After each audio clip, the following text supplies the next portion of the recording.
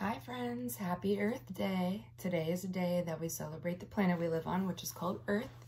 And we will be reading this book, Franklin Plants a Tree, in order to kind of learn a little bit about Earth Day.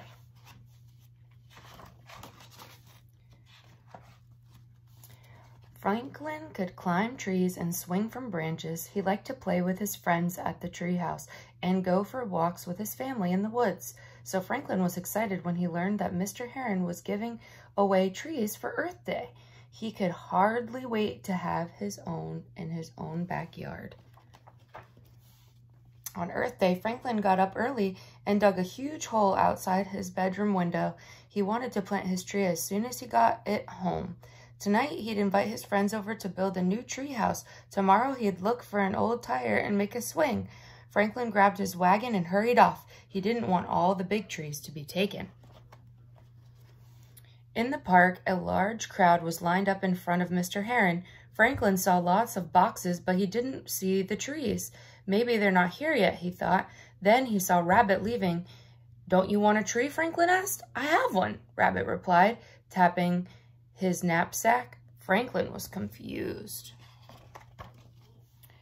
Rabbit reached into his knapsack and pulled out a tiny tree. "That's not a tree," Franklin exclaimed. "That's a twig."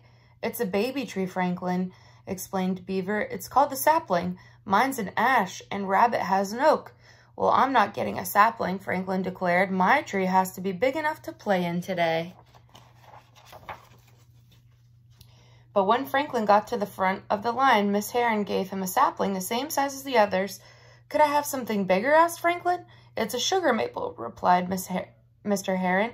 "Many years from now, it will be very big indeed." Franklin nodded sadly. He put the sapling in his wagon and walked slowly home. Franklin sighed as he stared at the huge hole in his backyard. He shoveled the earth back in until the hole was small. Then he went to get his sugar maple, but the sapling wasn't there. Franklin looked all around the garden and up and down the lane. It must have fallen out on the way home, he decided. At lunchtime, Franklin told his parents about losing his tree. "But it doesn't matter," he added. "It wasn't big enough to play in." "Big or little, you promised to care for it," said his father.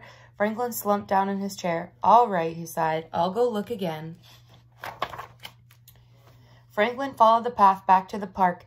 By the pond, he saw Beaver. Her sapling was tied to a big stick marked with notches.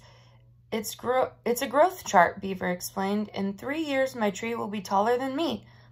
Thought Franklin. He began to look a little harder.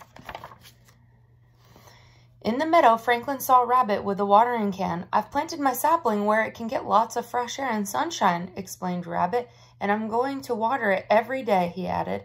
Franklin thought about his sugar maple. If it didn't get sunshine and fresh air and water, it would never be taller than him. Franklin started to hurry. Near the woods, Franklin saw Bear painting a small fence bright red. Inside was Bear's sapling. "This will protect my pine until it's big and strong," explained Bear. "I don't want anyone to step on it by mistake." Franklin thought about someone stepping on his sugar maple. If that happened, it would never grow big and strong and be taller than him. Franklin told Bear everything. "I've looked all over," Franklin moaned. "Now what do I do?" "Maybe someone found your tree and gave it back to Mr. Heron," Bear suggested. Franklin cheered up and ran off to find Mr. Heron. Back at the park, Franklin saw Mr. Heron packing up boxes. "How's your sapling doing in its new home?" Mr. Heron asked. "I lost my tree, Mr. Heron," Franklin replied. "I've looked everywhere, but I can't find it." Mr. Heron reached into a box and lifted out a sapling. "Is this it, Franklin?" he asked. "Someone found it on the path." "My tree!" cried Franklin. "Thank you, Mr. Heron. I'm going to plant it right away." Mr. Heron smiled. Before Franklin left, Mr. Heron showed him a photograph. "That's me when I was your age," he explained, "planting my first tree." "Did it grow?" Franklin asked. "It sure did," Mr. Heron laughed. "We're standing under it." Franklin looked way, way up. "You planted the treehouse tree?" he explained. Then Franklin looked down at his sapling. He said thoughtfully. Franklin hurried home, his sapling held safely in his arms.